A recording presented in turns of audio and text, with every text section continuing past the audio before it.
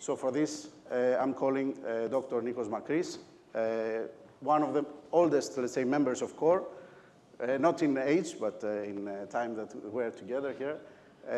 Nikos is the head of the director of innovation management, so you might have seen him in many projects. So Nico, the floor is yours. Hello, good morning from me as well. I'm very happy to introduce this session that will focus on digital transformation. So we will delve into more details about the current state of digital transformation here in the Greek industry, discussing about challenges and opportunities that lie ahead of us. And then, in the second part of the session, we will explore how collaborative ecosystems like the Swiss Smart Factory and the Greek Smart Factory can accelerate the digital transformation of the Greek industry. So our first presentation focuses on the current state of digital transformation here in Greece. And without further ado, I would like to welcome on stage Mr. George Panagiotopoulos, partner at Ernst & Young.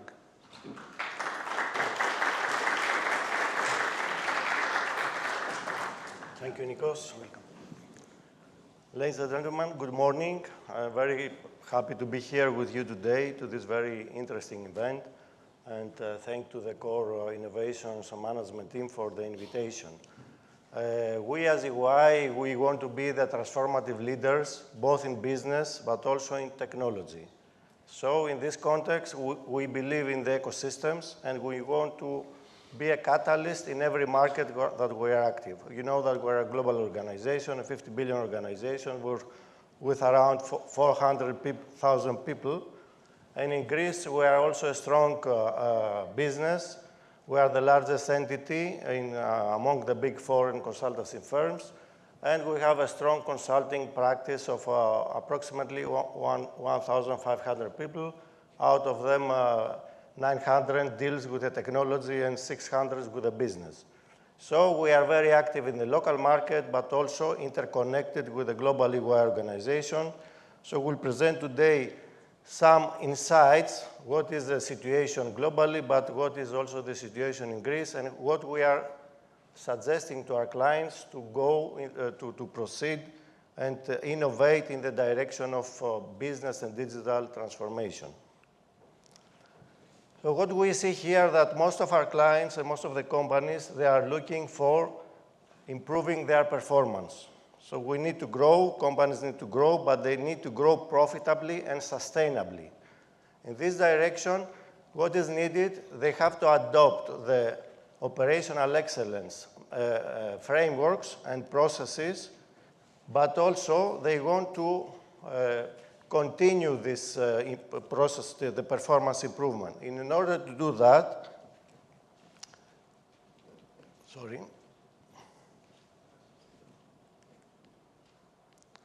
in order to do that, you cannot stay still. We all do projects, we all do running improvement initiatives, but after a period of time, we see that the results are not sustained. So you need to continue further. In this direction, technology can provide the answer. So why this? Because problems are more complex and we cannot solve with the traditional approaches. So we need more insights, more data, innovation in how we are improving our business.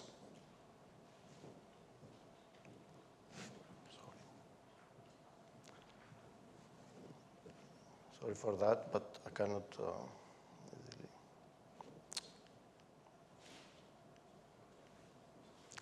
Okay, so in the direction of technology today, we see a lot of solutions in the market. So the landscape is, I can say, huge. In order to cover the manufacturing, but also supply chain extended operations. So the critical question here for a company, especially for the mid to small companies that we have in Greece, is how a company can start, where to start. Machine learning, 3D printing, sensors, robotics, OT, cybersecurity, artificial intelligence, a lot of technologies, a lot of solutions, and we don't have the resources in small and medium-sized companies to deal with all this complexity. In order to summarize all this offering for the companies, we see 4 core dimensions that our Greek companies they have to follow. First of all, they have to adopt technologies in order to make the people smarter, so the operators, the technicians. How we can provide information and tools to these people to be smarter. Then we have to see how we can create a digital, sustainable manufacturing environment. Of course, physical automation is something very important. And last but not least, to create a scalable infrastructure and connectivity, which is an enabler for most of the applications. If a company manages to do that, you can see the value that can be delivered. 15 to 20% operational cost reduction, 5 to 10% improvement in the throughput, which means growth and profit without creating new infrastructure and assets and investments. If we see globally what is happening, that companies that are adopting digital technologies are creating more value, are the leaders, and they have better revenue growth and also profitability. These are insights from the global network and global researches. From the other side, we see that 52% of the companies globally implementing their smart manufacturing strategies, and the spending in technology is increasing. So there is a market there. Companies are looking for solutions, and spending is also important. We need to focus in this direction and support the clients to capitalize all these opportunities. From the other hand, the digital transformation projects are not always successful. We see that many companies are struggling or failing to implement their transformation strategy. And this is because the organization structure is not ready to support all these initiatives. They don't have the culture for collaboration, innovation, and events like this today are helping in this direction. Also, the change management plan are not detailed enough in order to support all these programs. And last but not least, the approach is narrow scope on technology also, and not in business transformation. And it's something that we have to discuss today, which is very important in all these programs. What do we see now in Greece? We have as EY a maturity of the digital transformation, which typically has 5 levels. The level 1 is a pre-digital, which means mainly paper and traditional way of working. Level 2 is the digital silos. We have done some digital projects, but on a silo approach. And of course, we can go up to the level 4, which is the autonomous plants. In Greece, we are at the beginning. We are in the level 1, mostly, some companies in level 2, and very few on level 3. This is, let's say, the summary from our experience working with Greek companies. And in addition to this qualitative assessment, we can say we have some data coming from a recent survey that EY Greece conducted with the Hellenic Association of Industries, the SEV, which documents somehow this qualitative assessment. We see what are the here in these graphs, what the Greek companies have done in the last years and what is the intention to invest in the near future for the next 3 years. And from the other side, we see that only approximately 30% of the enterprises have implemented an integrated digital program, which means the others, either they do nothing or they do very, very, let's say, siloed digital initiatives. So we are lagging behind. Nikos Stefanos also mentioned that, and this is why we are doing this event today. So we have a lot to do in the near future. And what is the direction? The direction, as explained before, is a company to start a continuous improvement program, bring some results, and then many of them, they stay still. If you stay still, the performance and the results are dropping back. you have to continue. You have to continue this innovation curves, the S curves, as we say, over time. And in this direction, if you are managed to use digital technologies, you can have better results. This is a message. Technology is not the solution only. Can enable us, can enable the companies to have great results, but this needs transformation mindset and innovation curves.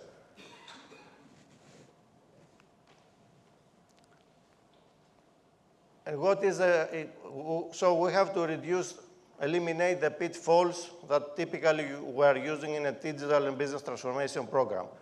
The program should not be technology only driven. We have to establish the basics, the foundation. The foundations are people, processes, and data, good data, and then technology in order to bring the results. We have to also focus on engaging the people. Usually we have low engagement on our people, and people tend, in some cases, to afraid technology and change. So we have to change to create a mindset of progression, and that the technology will solve the problems and will help our people on the daily operations. Of course, we have a syndrome of analysis paralysis sometimes, so we have to deal with everything, with all the complexity, which is not the right approach. And last but not least, perhaps the most important, we need to have a vision. What we want to do in our enterprise, where we have to be in 5, 10 years from now. Otherwise, everything else is not, let's say, directed in the proper way. Summarizing the presentation for today, successful digital transformation has to answer all these 6 questions. Organizational and cultural fit. How can shape the organizational culture and the mindset to support the change? What ultimate success look like? We need to have also a financial target for the future. How will orchestrate the change? Very important. How to prepare and upskill our workforce. And finally, what type of solutions and infrastructure we need to establish. And if we can suggest, let's say, a roadmap for the clients in order to go in this direction, we'll see these 7 steps. First of all, it's on the last, but we have to have a future-back approach. We need to define the purpose and the vision. Then we have to streamline the manufacturing processes, because if we don't have the right processes, then we will digitize the house, which is not a good direction. Streamline the processes before digitizing them. Then we have to break the organizational silos. It's not a technology project. It's not a maintenance project. It's not, let's say, a logistics project. It should be a transformation. So all the functions have to participate. Invest in the right digital capabilities. Select, of course, the technologies and partners. Then, of course, to have a high ROI initiative, so we have to bring benefits to the company in order to fund the next steps of innovation, the next investments, and finally, to be flexible and agile in the implementation. Thank you, and happy to be together with you in the next discussion.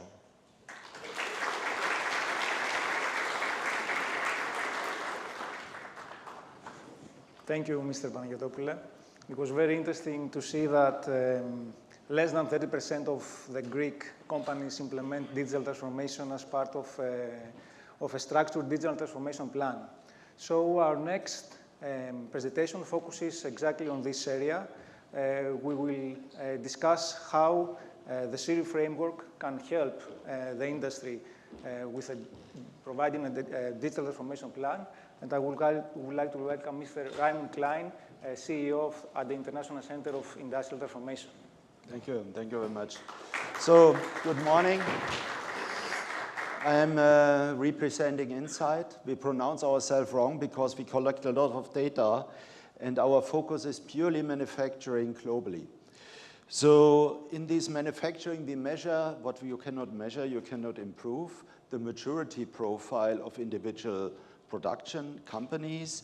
And this is done, we are a platform business, by external assessors. We have roundabout, for the Smart Industry Readiness Index, more than 2,000 assessors worldwide. And currently, we over 67 countries established. And these assessors then do, in a 2-day assessment, a review in 16 dimensions in a bandwidth 0 to 5. Where are you from a digital transformation? Then governments, we work with governments together worldwide, by example, Brazil, Saudi Arabia. We deliver the data for their country to them because we can aggregate the data from the individual factory to the industry segment to an industry cluster. And with it, they can make more informed decisions. And new equity companies, after COVID, the governments don't have so much money anymore in certain areas. So the national banks step in. So we give the reports our system is generating to national banks, and they do green financing, and they do Industry 4.0 technology financing. What are we doing? The external assessors, normally you don't see us, you see our partners. We have worldwide now 25 training centers. They certify the assessors, they get access to the software platform, and then they do the 2-day state elaboration within 2 days. And then they look and customize the report. So what is the impact on the bottom line? Is it equipment efficiency? Is it throughput? Where is the company focusing on? And what is the essential business objective? Is it short-term, medium-term, long-term? And then we take as a reference the best in class. Our system looks into the data, and then our system calculates the report and give recommendations. What is the next dimension the company need to focus on? And in this dimension, then the company get a detailed roadmap what to implement based on their current situation. The data we collect is always structured in the same way. We have 12 clusters. Now we upgrade to 62 industry segments because new ones coming up. And at the moment, we have 168 production categories. I'll give an example. Fast-moving consumer good is a cluster. Cosmetic is an industry subsegment, and head and shoulders, sun and skin, beauty and color are the categories we collect the data then. For governments, we have special programs. So in the first year, we give project tracking dashboards that you see exactly which are the companies you want to assess, in which segment and where they are.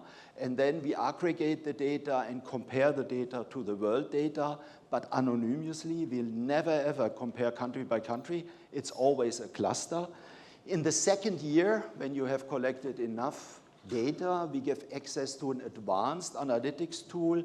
And after the fourth year, third year, we recommend progression analytics that you see the subsidies you pay to the companies. Do they really show impact or not? So how is the world after 15 years of Industry 4.0?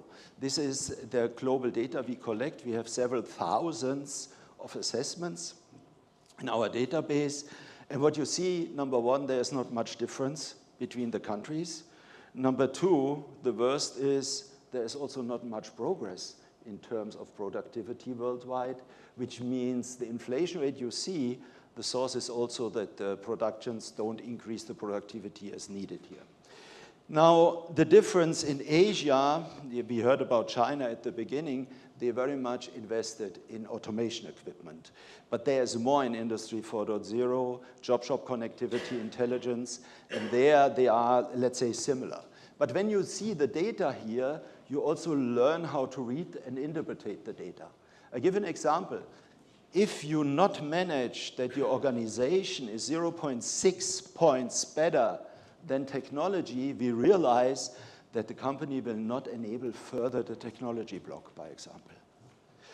Now, if we aggregate the data, and this is here the SIRI dimensions, we have 16 of them, and the assessors get 40 hours training, and then a theoretical exam and a practical exam, and then they get access to our software platform.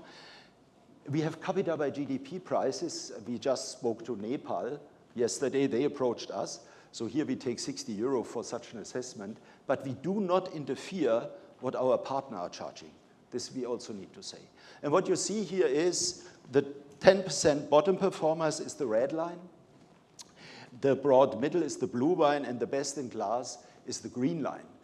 And when you see where the average is between 1 and 2, after 15 years of Industry 4.0, then a lot of blah blah has happened, but not really impact-driven, I must say.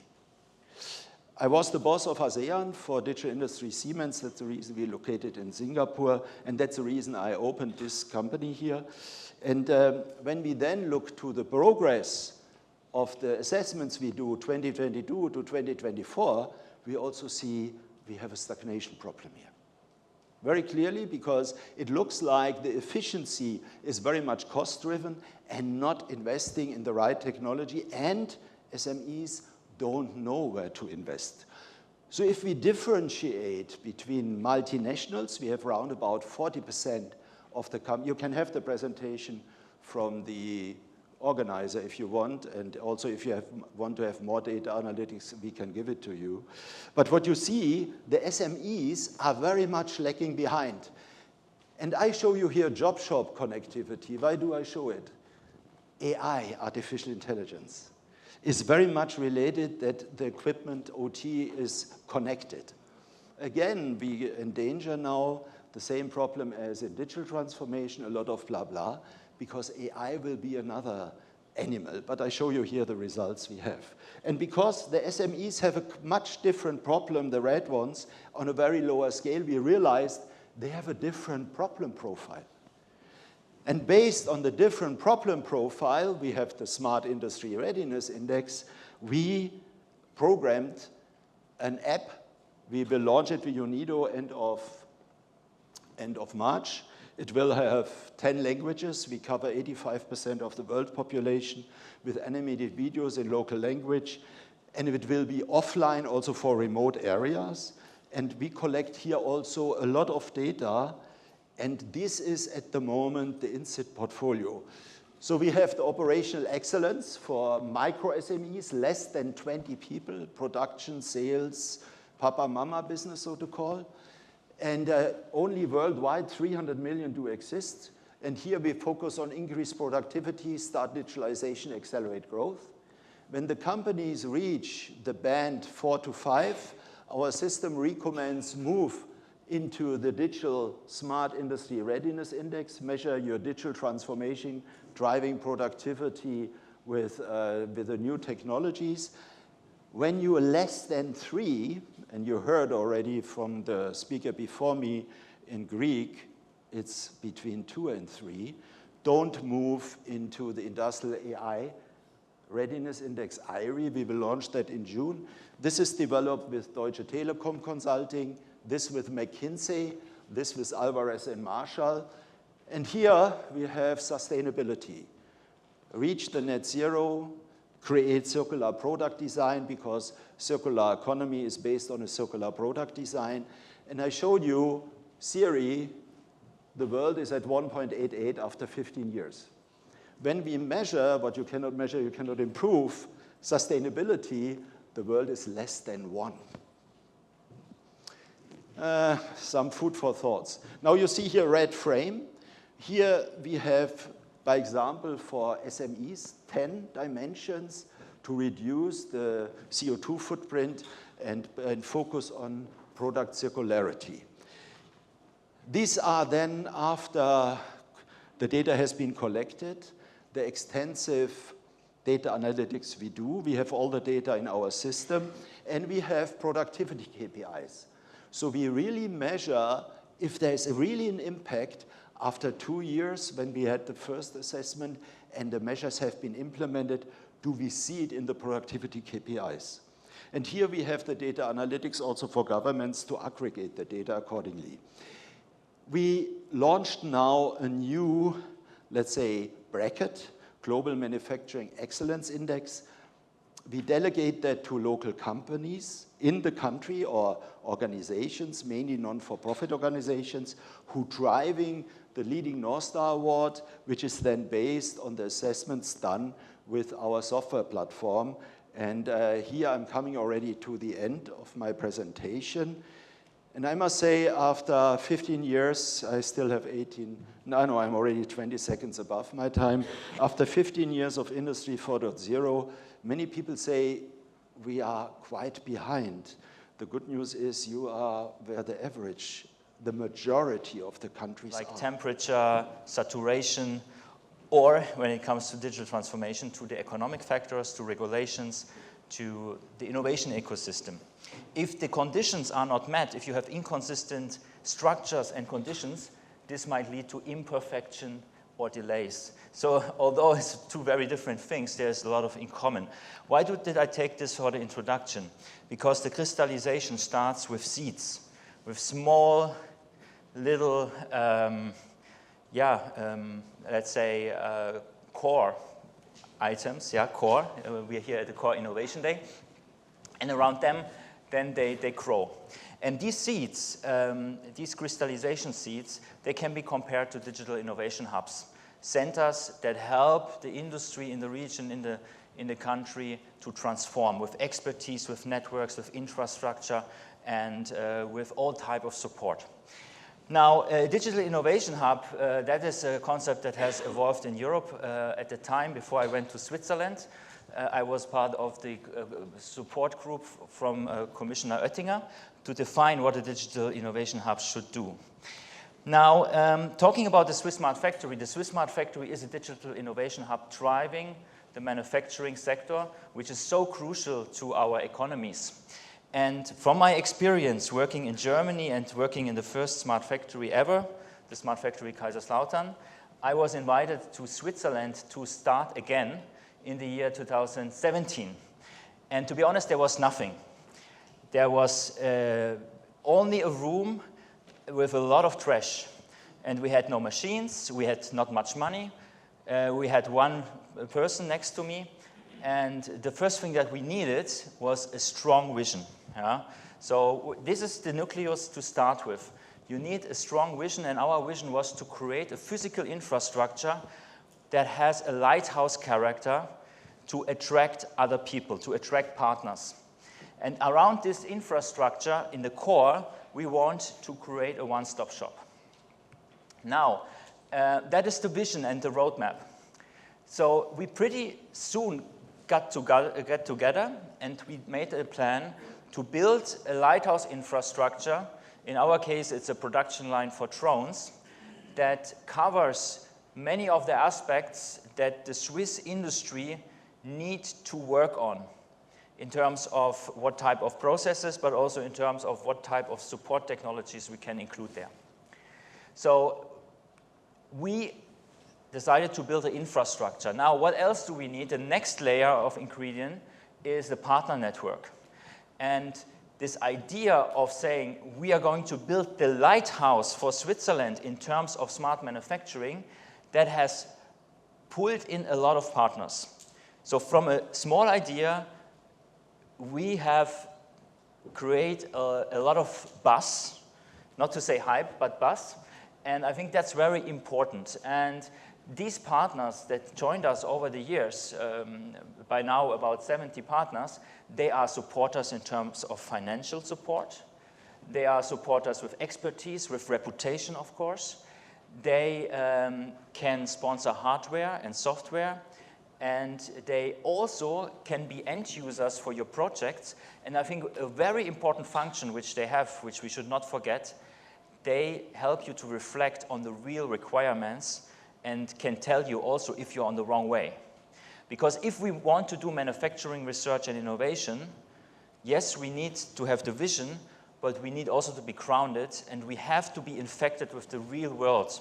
So it's very important that you keep the connection to all of these companies as much as possible, and then at the intersection between your more visionary approach and their real-world reality, so to say, you can create innovation.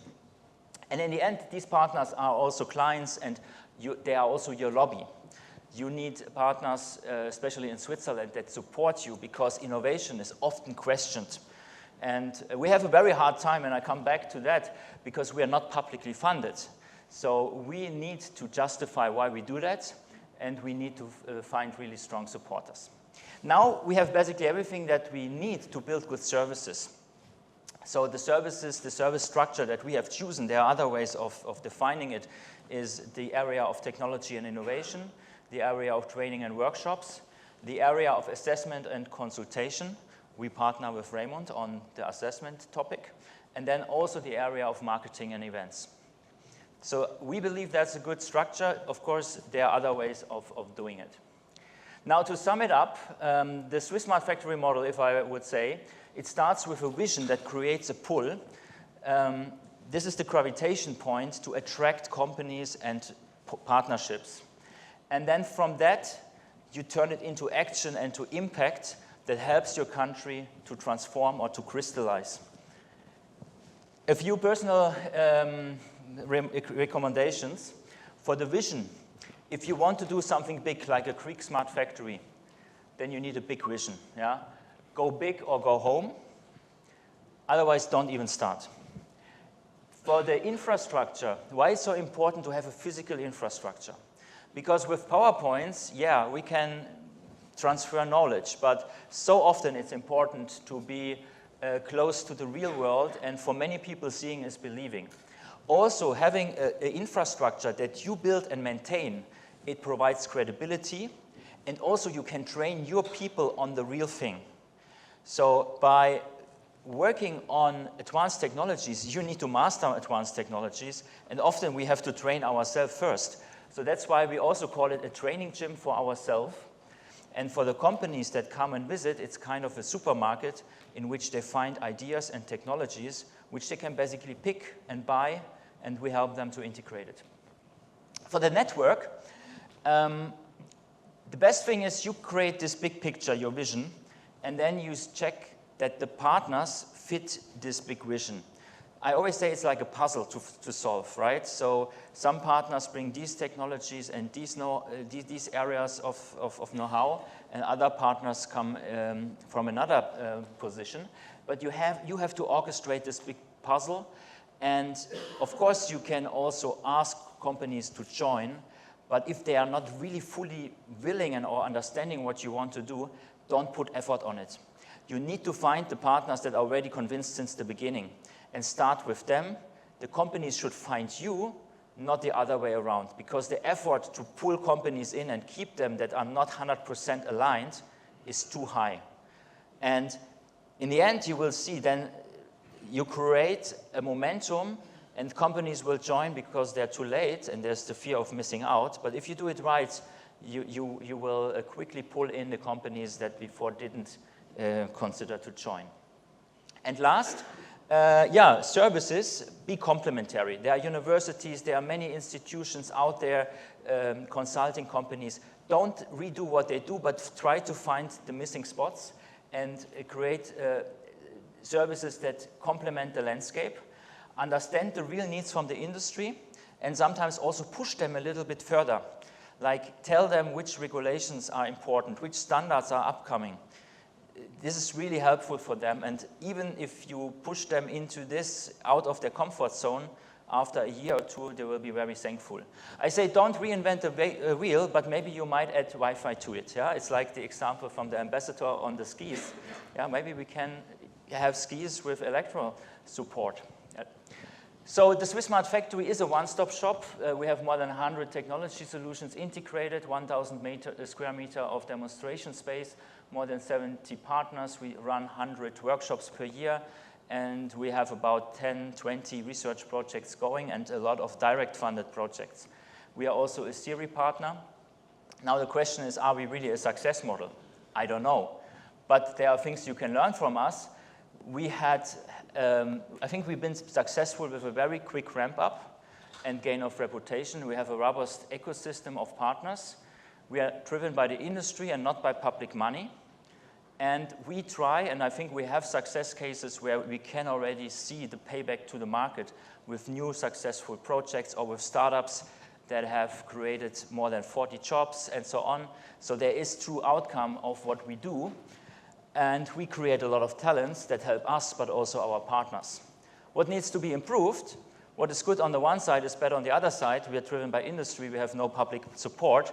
Investments are very difficult. I want to invest in humanoid technologies, but I cannot because I have not the support from the Swiss government or from the canton.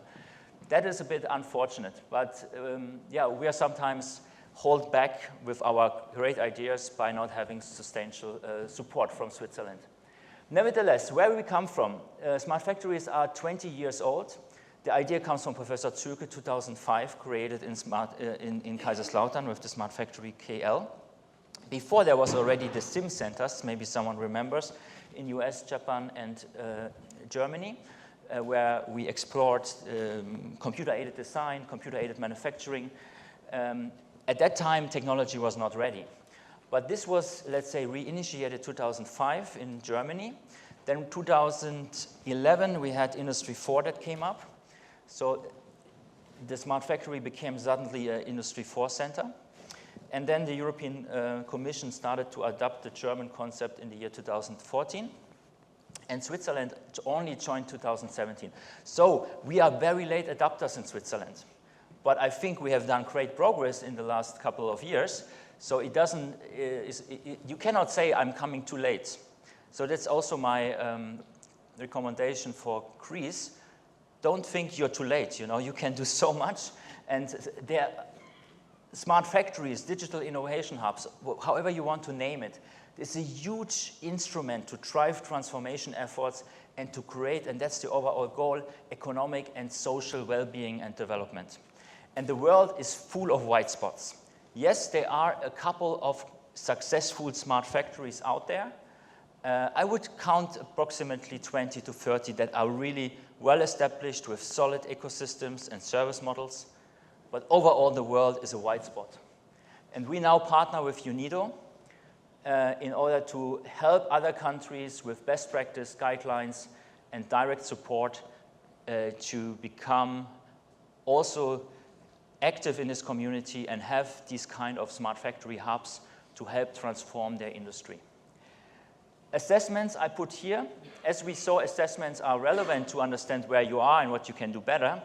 I think, and that maybe just food for thought, to think how can we assess the maturity of these centers. I think it's a bit similar as we assess the maturity of companies. So the strategy of your hub, the talents of your hub, do you have the right infrastructure? Do you have the right partner ecosystem? Do you have the right services? And this is an exercise that I only started together with my colleague David. And then you would have maybe several levels where you see, okay, how well are you equipped with infrastructures? How deep is your technical knowledge? How well is developed your talent ecosystem, and so on. And then we can compare these initiatives in the world, and we can better benchmark and support each other by saying, hey, I would like to move up a level on this end, on that end. This is where you are good. This is where I'm good. So I think it's very important that we also start this exercise in better tracking the initiatives where they are at. Last but not least, I would like to invite you to the International Smart Factory Summit. It's going to happen in June. We invite the international community. I have not the time to show you the full video, but we have innovators and visionaries from around the world, from about 20 different nations. We need solutions. For example, the ambassador of Indonesia has joined us with a delegation, and some of the colleagues here today are also part of this activity. And we are forming an international network for smart factories under the umbrella of UNIDO.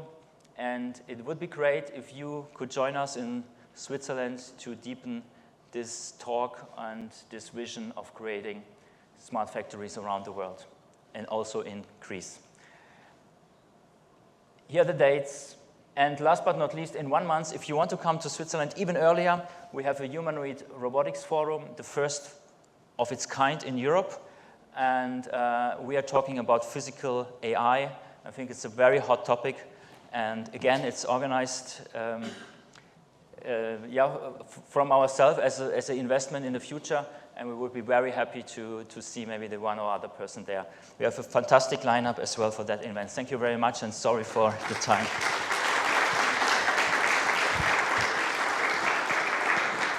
Thank you, Dominic. It was very fascinating analogy between crystallization and digital transformation. So now the next presentation will give more information about a similar ecosystem in the making here in Greece, the Greek Smart Factory. So it is my pleasure to welcome on stage Nikos Kyriakoulis, co-founder of Corby.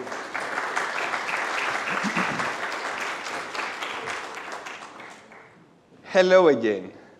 Okay, I think it's quite a challenge to present Greek Smart Factory after Dominic and Swiss Smart Factory, but I will give it a try. So, Greek Smart Factory. What is Greek Smart Factory? We want to shape the future of Industry 4.0 in Greece. I always tend to start with a story. So my story starts 3 years ago. It was 19th January 2022, and it was the deadline, a proposal deadline of Twin4Twin that you now know of. And why I'm mentioning this, because for both Stefanos and me, it was, as you understand, we have talked about it a lot, it's a big milestone. Not only because we had Core Innovation Days, the reason that we are all here today, thank God, but also because we had put the name Greek Smart Factory, that we have to build a business model around it. Of course, the idea of Greek Smart Factory wasn't only 3 years old. It's, I think, since we started working together, Stefanos, right? 2012, 13, we have been to similar places, and we said, okay, that's really nice. Of course, we didn't call it like that. The name was for the proposal, so 3 years ago. So what is this smart factory ecosystem that we are trying to build, and Dominic talked about? And I will try to put a definition, and the definition is from the United Nations Industrial Development Office. They have spoken with this 20 to 30, thank you for the pass, 20 to 30 ecosystems like that. And okay, maybe it's not one per one, but I try to put a terminology. It's a hub for technological learning, collaboration, networking, and of course, share experience in order to build smart manufacturing solutions. So the idea is, as you understand, it's not something local, it's not something regional, it's not something country-wise. The need for such places is global. And the testimony is that there are 20 to 30 places operational with good business models around the globe. So in the last International Manufacturing Summit that we've been in Biel in June, we had the chance to speak with these people, exchange ideas, learn from them, because we are starting now with Stefanos. So we were, eyes and ears open to listen to their struggles. And I have to say that each one is unique, because they have to address several political and geographical and regional challenges, and even the industry is different, and the focus of industry is different, and the government is different. So you understand where I'm getting at. So how you can build something in Greece. The idea is that the benefits are universal. The benefits is that a community has been built, people are getting trained, they are more accustomed of what the technologies are, more innovations, and productivity rose. The data is like 20%, if I remember right, the productivity in the participants has grown. So the question is, okay, there are some really good examples in Greece, in Europe. Why not in Greece? And as Toni Morrison put it, and we are really eager on that, if you want to read a book that it hasn't been written yet, you have to write it yourself. So we are going to write a book. And this book is in our DNA, because it's their DNA, because me and Stefanos, when we formed Core Innovation back in 2016, we put the purpose on the paper to read it and make it, let's say, our stamp. We want to give to our people and organizations the possibility to reach their full potential, so that together, and this is a key word, we can change the industries. So for us, it was no-brainer. There is no such a place in Greece. Let's make it happen. Let's work on that. We have partners, we have friends. Let's make it happen in Greece. So what does it take to build such a manufacturing ecosystem in Greece? First, as Dominic said, the vision, and we believe it. we believe that it has a huge potential, not only in Greece, but the whole Balkan Peninsula. There's nothing similar out there. And having in Greece, it's not only important for the Greek, let's say, ecosystem, but also for the wider geographical region to have these bridges that also was mentioned. What we are going to do, we are going to already working together with our Swiss friends and see how we can extract this experience. Of course, it's not easy to just, transfer the concept. So last week I had a chat with Dominic, and I asked, okay, Dominic, you are doing great things, you are an inspiration, but can you just give me one sentence in order to give it to this presentation today? And he wrote me back, because we were chatting, this line, which is, I find it amazing. It's a place that you can learn about what is possible right now and find your inspiration for tomorrow. And I find it amazing for two reasons. First, you understand not just theory, but what is feasible, what is tangible, to see examples. And there is a place that you can go there. It's a supermarket or not. Maybe it's a boutique. I don't know. But you can go there and learn and also have the inspiration. Because without inspiration, without vision, and I think George put it really, really, really to the point that you will fail. So you have all the organization, and Raimund put it right. They have to speak the same language to see the same picture in order to head up for the same, let's say, location. So what I'm trying to say that it's not a direct translation. So if it's not a direct translation, how we can do it? We have done some stuff. And as I told before, each global initiative has its own particularities, specifics.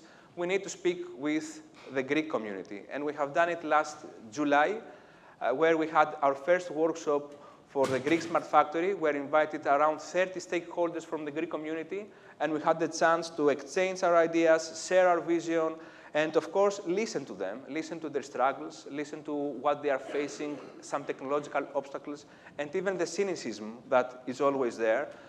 Don't forget we are Greeks and we are resistant to change.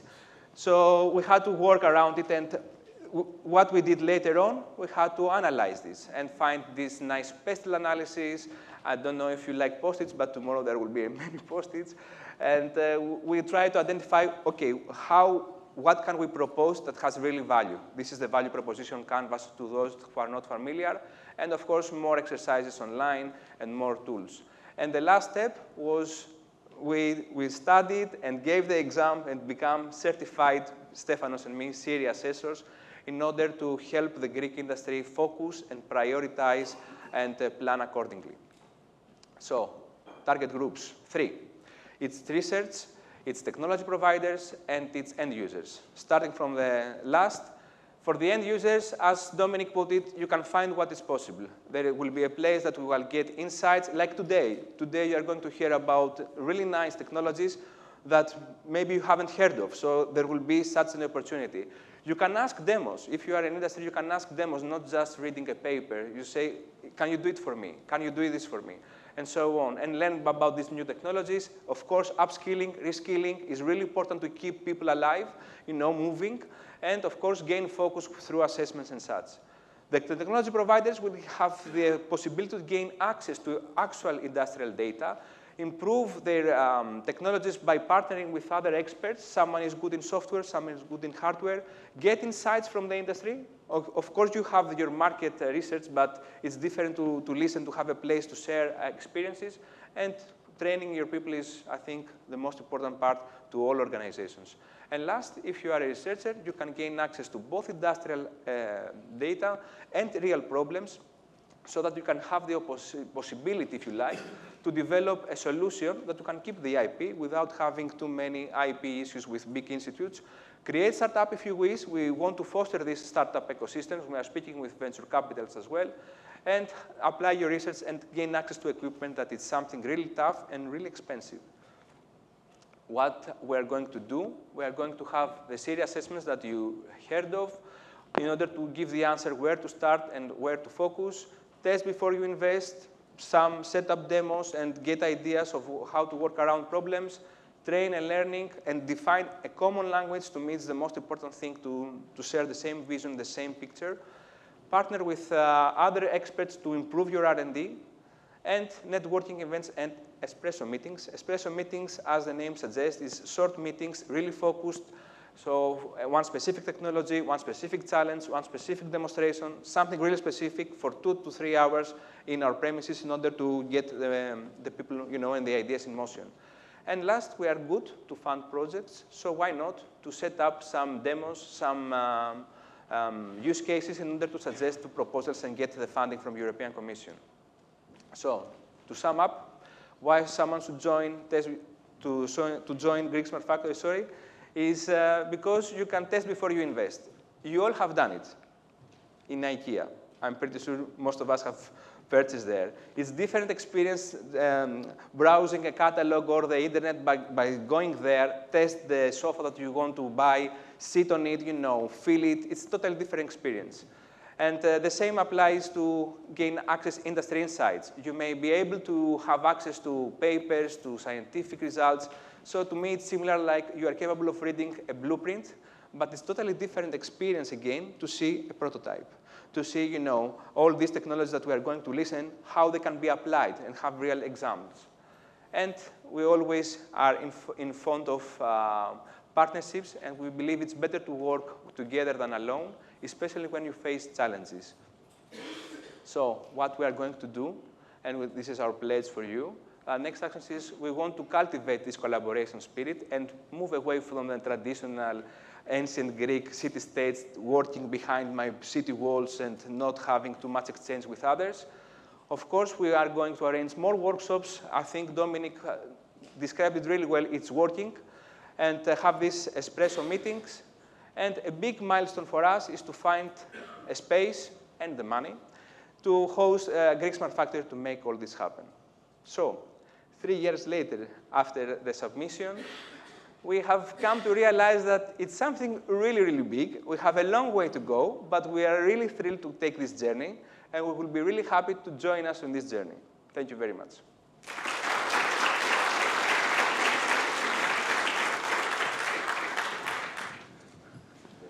For staying up to the time, it is appreciated.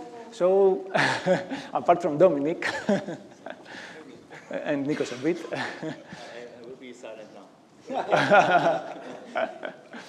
So, Mr. Panagiotopoulos, I would like to start with you. Based on your insights on the Greek industry, what are the top 3 challenges that you have seen as the main barriers that impede the digital transformation? You can press it. Thank you very much. Can you hear me? Yeah. Okay. Great. Thank you for the question. So it's difficult to select only 3, but I will try my best. So first of all, I would say it's a human factor. Greeks, we are smart guys, but we work alone. And this is a problem. We need to understand the problem.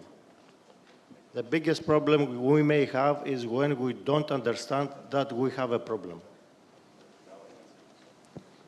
So nobody can do alone too much things, especially in this complex business and not only business, but also social and economical environment that we are in as individuals, but also as companies.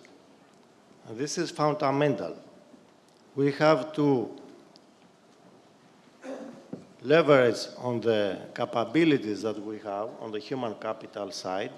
We have good engineers, good graduates, but they don't see the big pictures in many cases. They want to, to make the difference by their own, working either as professionals within their companies without collaborating with other in their peers or without transferring the knowledge they have to their teams, etc. And then this reflected also on the business side. So most of the Greek companies are small companies. They don't collaborate easily with others. They feel that they will lose the market. We see going forward, we see only focusing on the local market. We don't we don't try to to play on the global level also.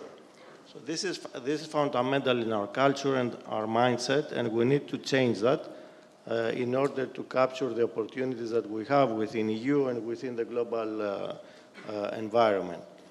The second challenge, I would say, is that the infrastructure that we currently have, which does not allow to many companies to collect the right data or a lot of data in order to create, based on the data, information, and later on, based on the information, to have insights, intelligence, and to enhance your knowledge. So we are working mainly without data. We have a lot of data, but not meaningful data. And this leads to the first factor, that we depend too much on the people. We don't believe that the data or the processes or the information will give us the answer. So we always want to select the clever people and the people that will make the difference. And of course, the third barrier is the scale of the companies. So we have small companies. They are not.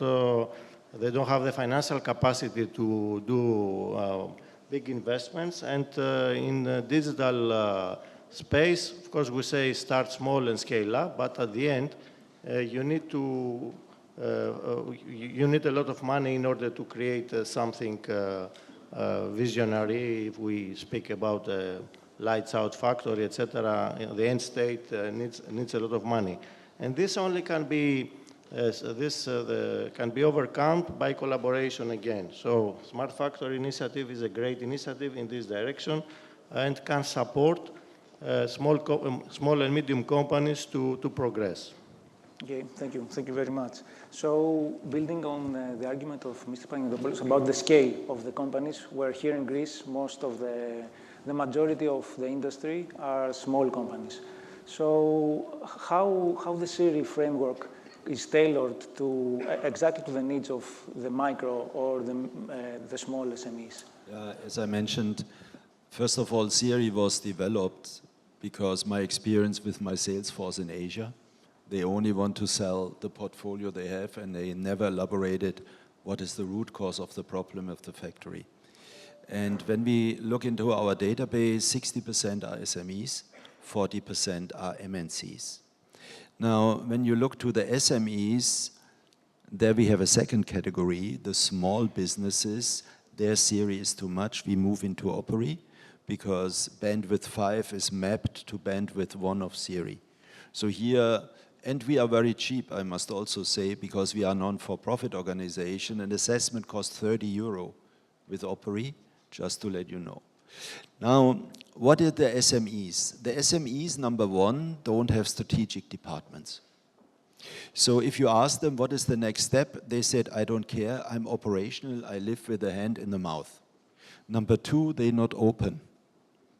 They are protective. So they will not share their problems with others or the focus with others because they think they open up and others copy immediately, let's say, their unique selling points. And what we do with the system, we generate an automatic roadmap.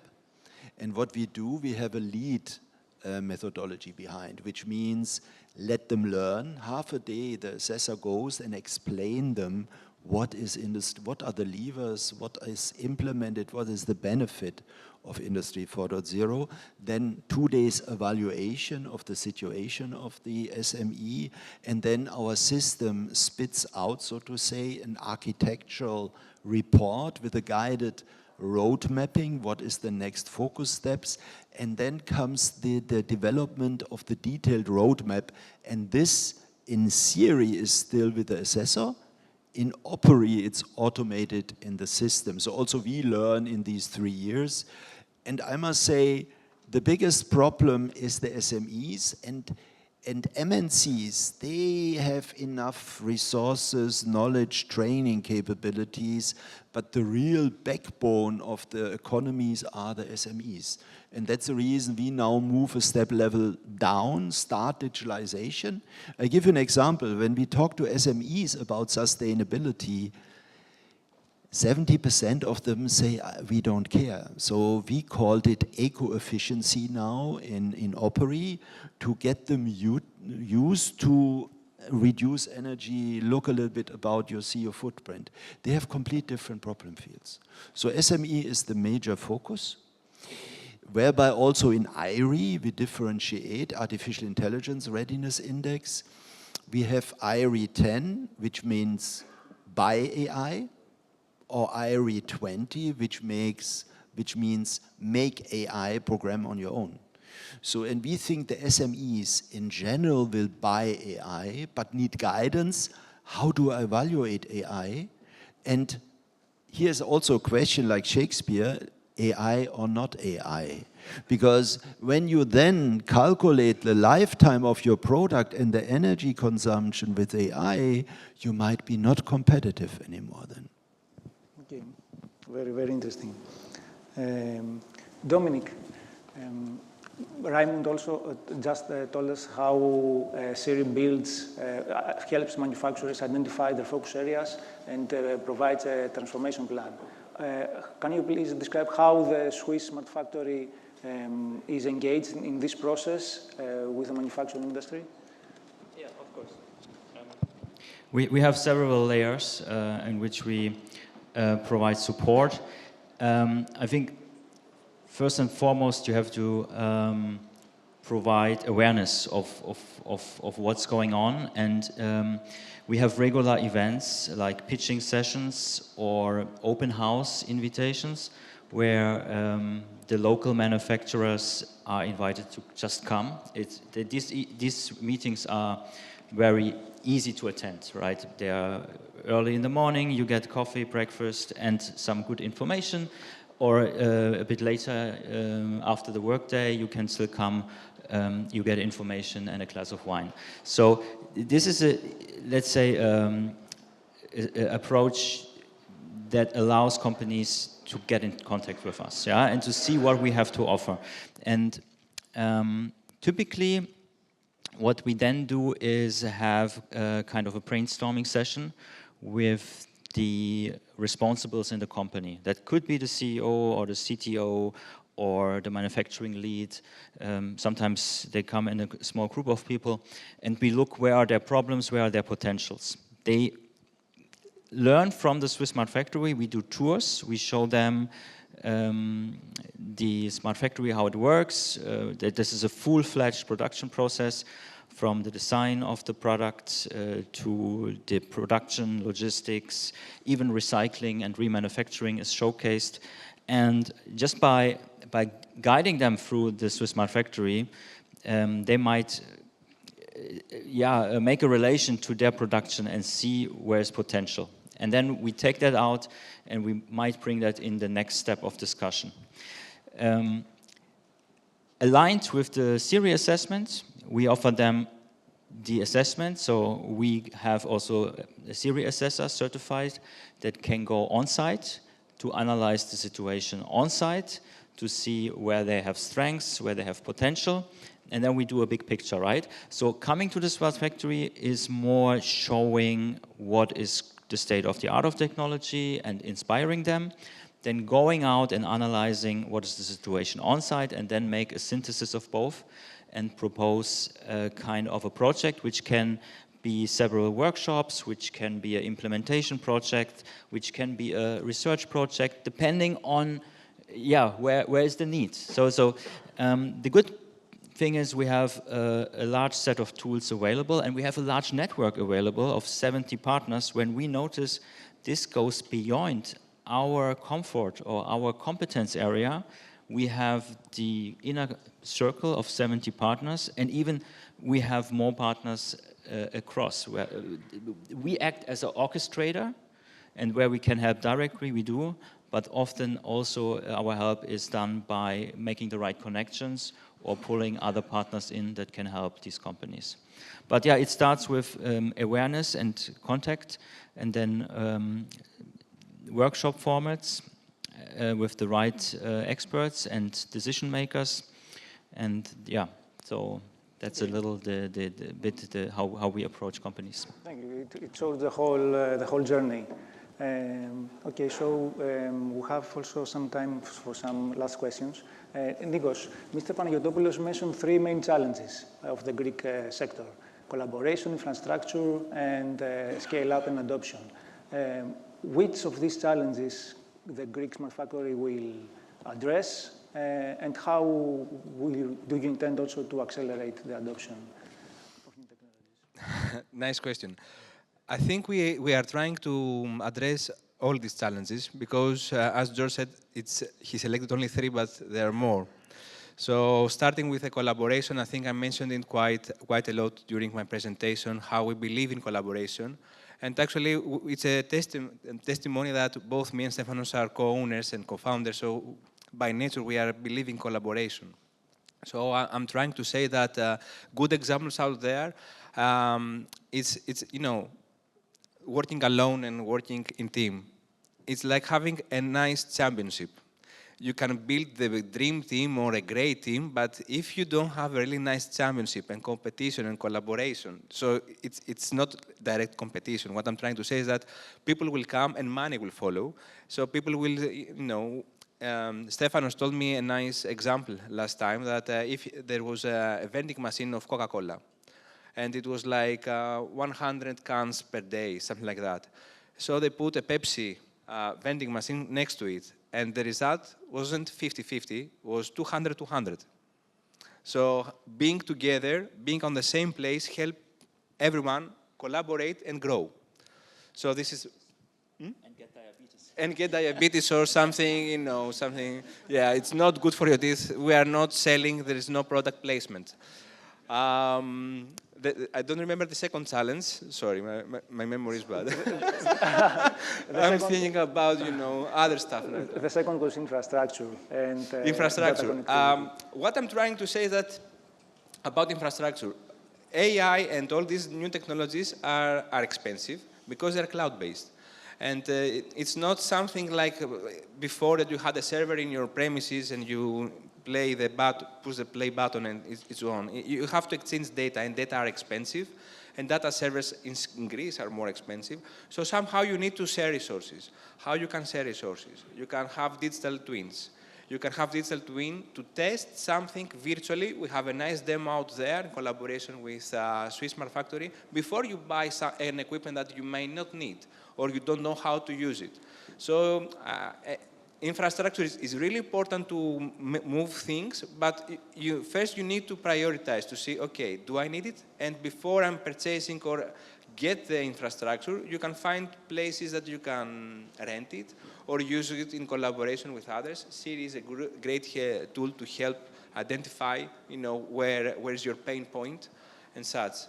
And the third, sorry, And the third challenge related to scale up and adoption in the end, adoption of the technology. Okay, I think I somehow mentioned it.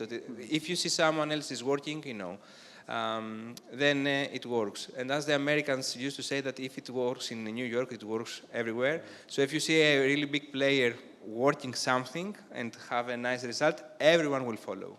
And especially in Greece, we are more like that, right? Mm-hmm.